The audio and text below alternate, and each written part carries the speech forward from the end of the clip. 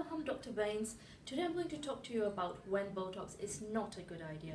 Specifically, we will be discussing 3 points. The first is how soon is too soon to use Botox. The second that I commonly get is the long-term complications of using Botox. And the third is when people come to me saying that the Botox doesn't seem to work anymore.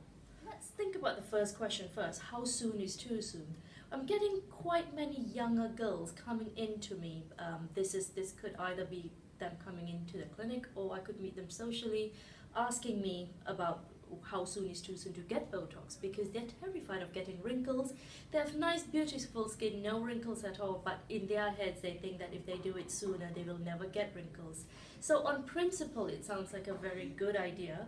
However, in practice, what I seem to be seeing is that over the long term, they tend to develop very thin muscles because the muscles never get to move. So long term, you tend to get an appearance of really thin, stretched out skin, especially on the forehead, and then they also tend to get a really shiny forehead, which is a classic giveaway for too much Botox. Also, as people age, what tends to happen is that your eyeballs actually, your eyebrow tend to be raised a little bit more because the eyelid droops, and when the muscles here are so weak, they're not able to support the lifting that is necessary that happens with age. And people who have too much Botox very early on will find that they start to have problems in this area where they'll get a droopy eye. So that's the first thing to think about, is droopy eyelids in the long term. Another thing that having too much Botox too soon will tend to do is that it forces other muscles which doesn't normally have to move a lot to actually start moving. Take people who like the very frozen look. My personal preference is for a much natural look as what I've done for myself. I've got a lot of movement.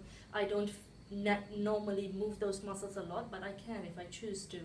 But people who like the frozen look have a situation where your body still wants to do what it wants to do. So let's just talk about squinting, for example.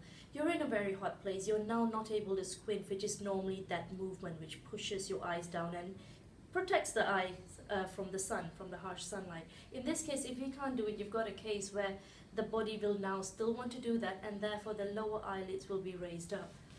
So if you look at this chart, generally this is what happens. These muscles now cannot move, and what happens is that the muscle which is underneath will start becoming quite strong. It will start being able to push itself up, so the lower eyelid goes up.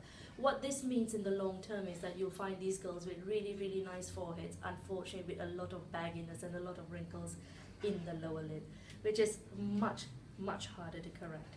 So I would say what you really should consider doing is to stick to less Botox but more frequently, to the point where you can actually have movements, but you're still working with muscle memory so that your muscles don't really remember to do the activity, but it can if it chooses to. That's probably where you get that really, really nice look where you look natural, you look line free, but you can still move your face. Thank you.